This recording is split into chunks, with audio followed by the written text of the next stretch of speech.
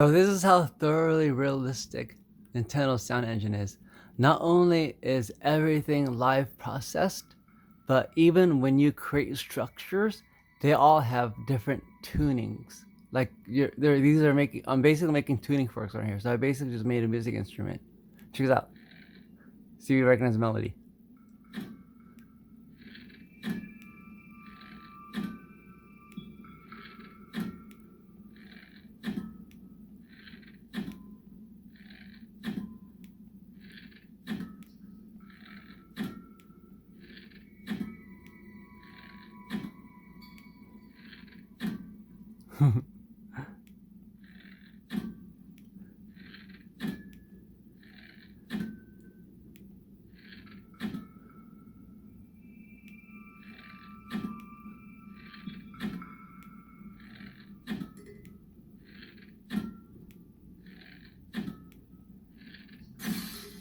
Oh baby, push it real good.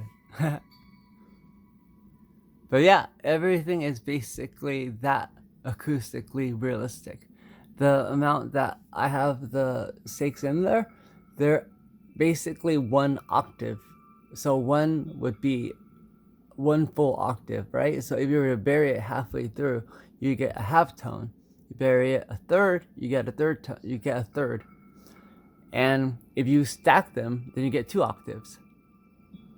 So that's how I was able to get this thing to play. Oh, yeah, I broke my arrow. But yeah. So maybe on the next one, I'm probably gonna make like a full tambourine, and that'd be pretty cool. And maybe I can make like an instrument that could actually play like a full song. Or I bet you maybe someone else actually beat me to it. Yeah, I mean, because like the whole entire thing is just based off of how like everything really does work. Everything really does actually have active, like realistic mechanics in every regard. And a lot of people forget about the one crucial thing, which is sound. Sound is actually real in this game. Everything about sound, from the way you move to the way you hear in 3D stereo, and to the way things, like whether you're being hit by a hard object, a soft object, a gust of wind, and you land on water, you land in grass, icy grass or dry grass or wet grass, it all sounds different. And imagine you and a troop of a whole bunch of people around you, a bunch of bobkins around you being knocked all everywhere. That's all being processed live, including all the arrows dropping, all the gusts of air, all the bombs exploding. That's all happening live too. So it's not a big surprise that they would actually make sure that when you do make machines and stuff like that, you could actually test to see how durable they are by actually walking up to them and just whacking them to just see how well in tune they are. See what part might actually be out of tune, and if that part doesn't seem like it's in tune, that part probably is a weak part in the frame that you might want to reinforce. But you could even like split it if you wanted to.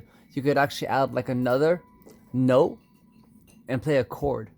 Like if I ever pick up, I'm playing with one hand right now, but if I ever pick up that other stake right there and then add it as like a Y shape and then hit the bottom, it'll actually resonate the top too.